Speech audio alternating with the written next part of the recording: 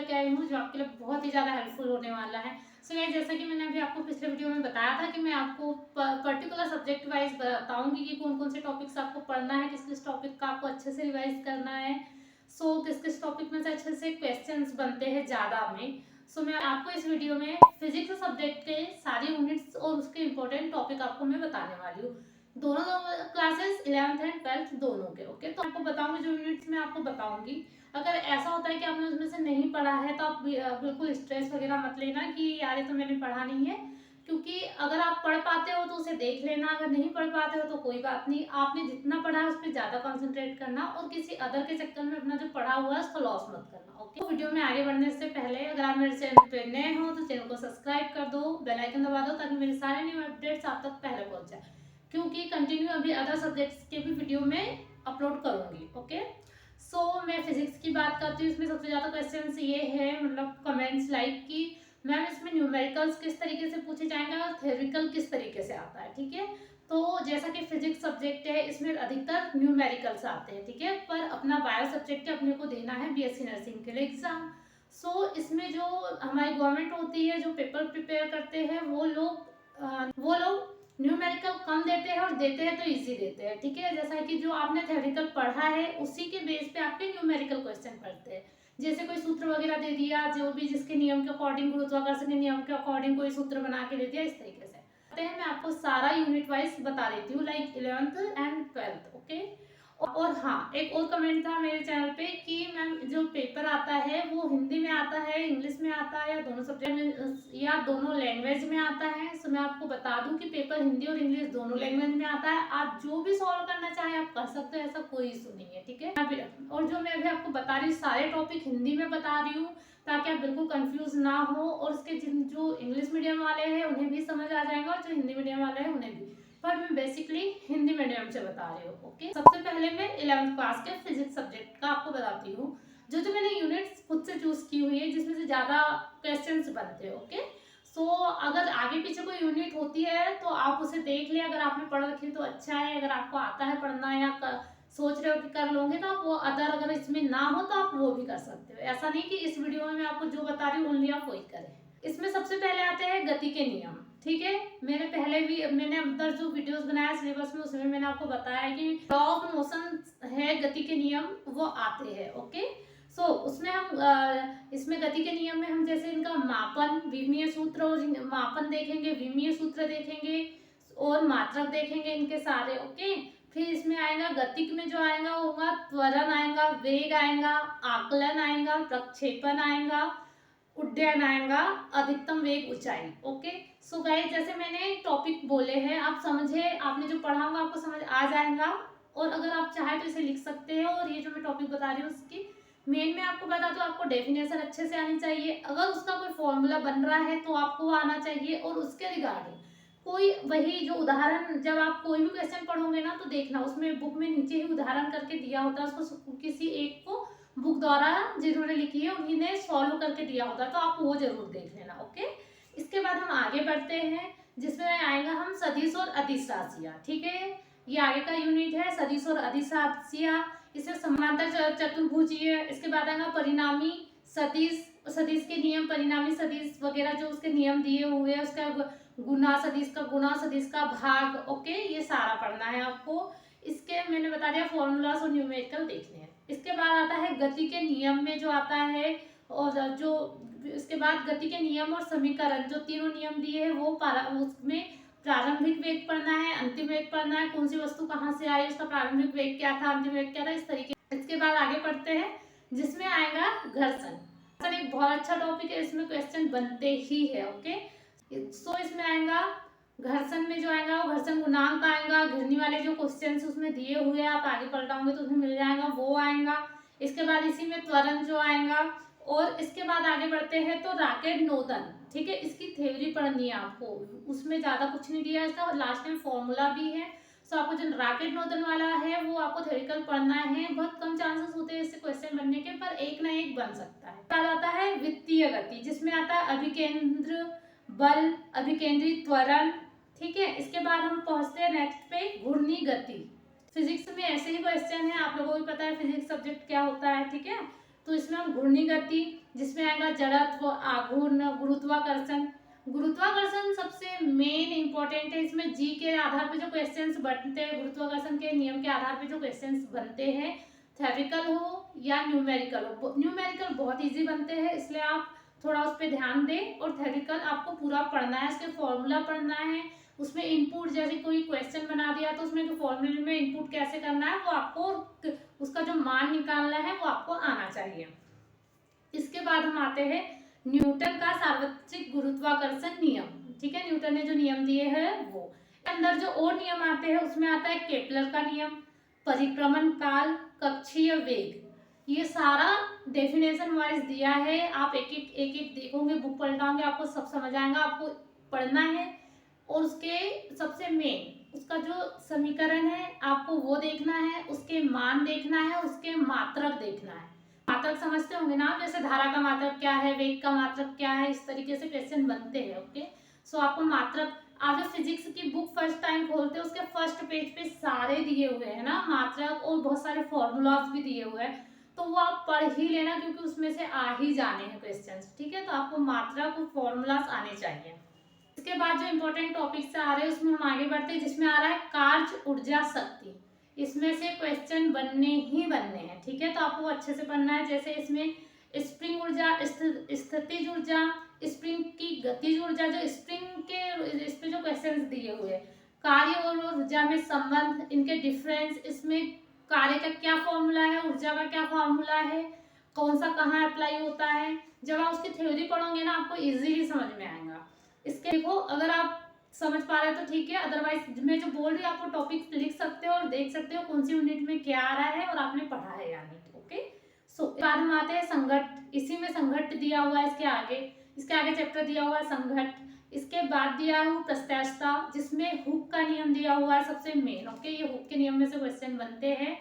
देखो, जो popular names होते हैं ना, लाइक उनमें से बनते हैं, और जिनका नियम सत्य सिद्ध होता है, जो काम में आती है चीजें, जो अभी हमारी लाइफ में चल रही है, अक्सर क्वेश्चंस उसमें से बनते हैं।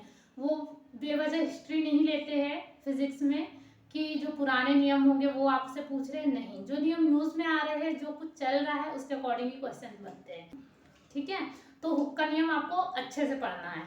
हुक का नियम, उसके जो फॉर्मूला बन रहा है, उसका जो सब कुछ आ रहा है, उसमें किसी तरह का कोई उदाहरण दिया है कि इसे ऐसे सॉल्व करते हैं, तो आपको वो भी देखना है। इसके बाद आता है हम द्रव वाली यूनिट पे। ठीक है, जिसमें है द्रव प्रवाह। इसमें क्या आएगा, पृष्ठ तनाव। इसके बाद आ जाएगा ससंजक बल, आसंजक बल, श्यानता, बर्नौली प्रमेय। ये आपको सारे टॉपिक क्लियर करने हैं, बस थोड़ा थोड़ा पढ़ लेना है और आपको इनके फॉर्मूला पे ध्यान देना है। इसके बाद हम आएंगे नेक्स्ट यूनिट दोलन एवं तरंग।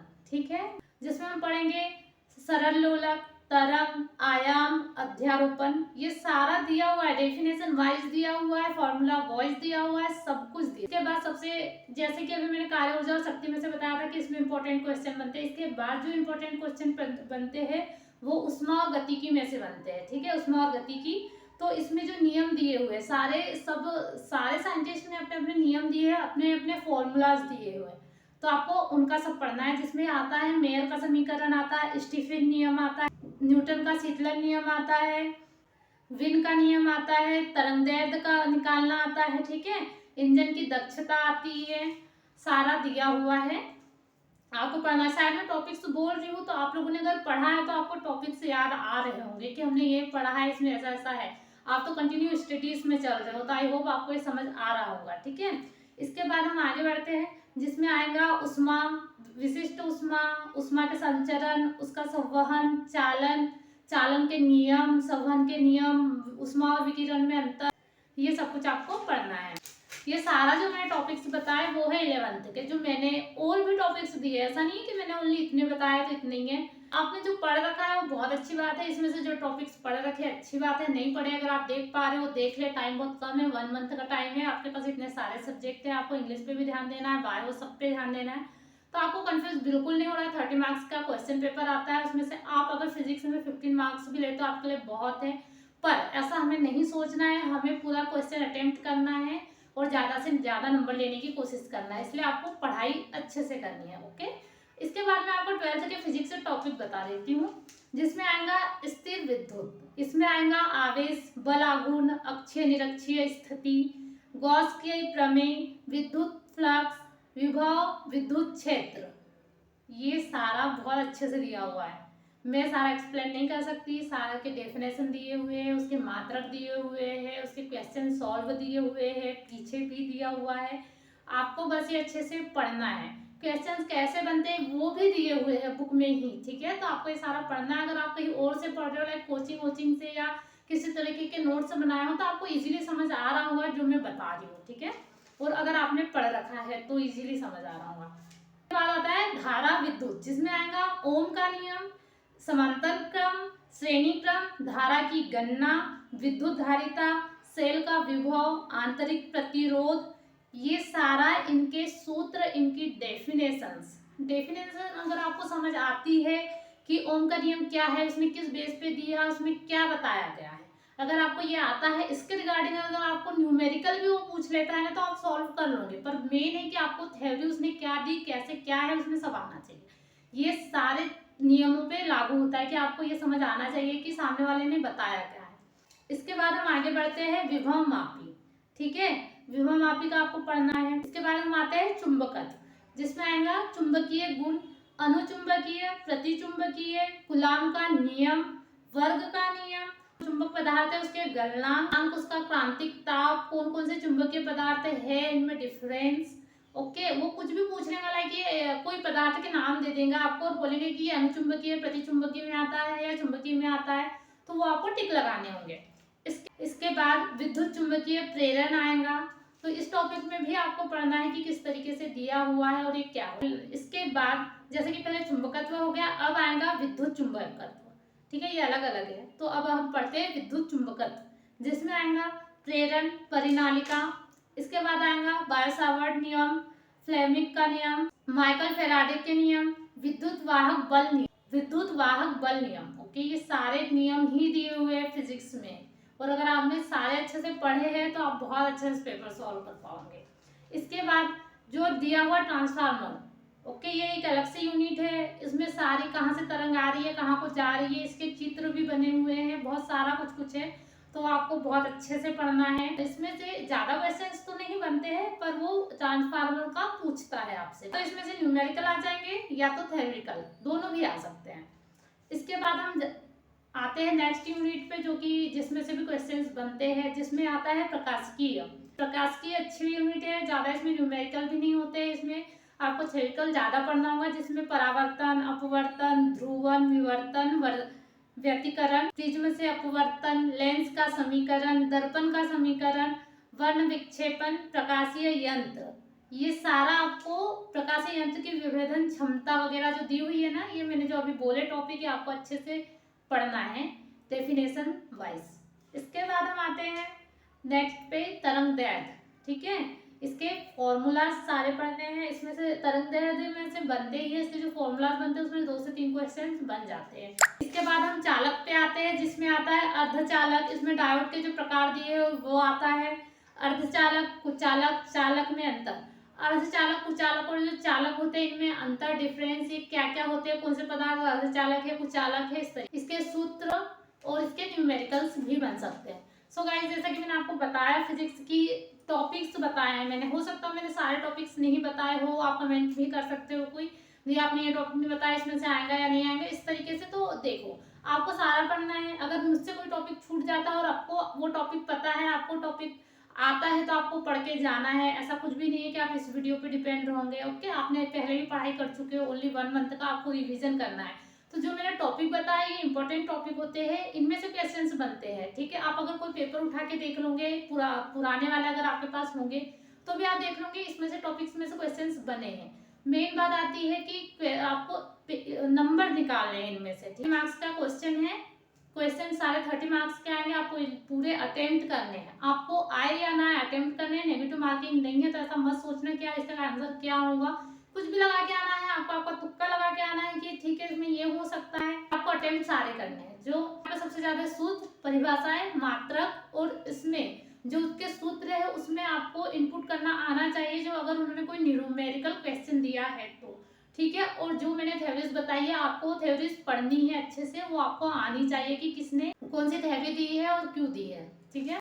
सो गाइस, अगर आपने टॉपिक्स पढ़ लिए हो, नहीं पढ़े हो, जैसा भी हो, मैंने ओरली बोल के बताया है। अगर आपको नहीं समझ आया तो आप लिख के भी पढ़ सकते हो टॉपिक्स जो जो है, और अच्छे से पढ़ाई करो। फिजिक्स सब्जेक्ट में से 30 मार्क्स का आएगा जो आप ले सकते हो मार्क्स, तो सारे क्वेश्चन अटेम्प्ट करना, ये बात कभी मत भूलना। सो आई होप आपको वीडियो समझ आया होगा, और जो भी आपके डाउट्स हो आप मुझे कमेंट करके बता सकते हैं। आपको किसी यूनिट से रिलेटेड कोई प्रॉब्लम हो तो वो भी आप मुझे कमेंट करके बता सकते हैं, मैं आपको सॉल्यूशन बता दूंगी उसके।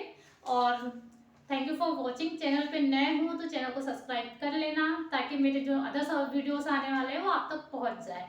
और ये 1 महीने का ओनली रिवाइज है, मैं आपको यूनिट्स नहीं बता रही हूँ कि आपको नहीं इतना ही पढ़ना है। ओके, जो आपने पढ़ा है उसका ओनली रिवाइज है, तो आप एक यूनिट देख के रिवाइज अच्छे से कर ले कि कौन सी यूनिट्स मैंने बताई है जिसमें से ज़्यादा आ सकता है। ओनली मेरा वीडियो बनाने का पर्पस रिवाइज पे है, ना कि आपको मैं शुरू से बता रही हूँ कि आपको इतना पढ़ना है। आपसे जो अच्छे से टॉपिक बनता है आप अच्छे से पढ़ के कंप्लीट रखें अपनी फिजिक्स की स्टडी, 11th 12th दोनों। ठीक है, कोचिंग से पढ़ रहे हो, जहाँ से भी पढ़ रहे हो, आपको अच्छे से पढ़ना है। इसके बाद जो इसके बाद में जो नेक्स्ट वीडियो लाऊंगी, वो जिस भी सब्जेक्ट पे लाऊंगी, आप उसके लिए तैयार रहे और अपनी स्टडी कंटिन्यू रखें। Thank you for watching. All the best for your exam.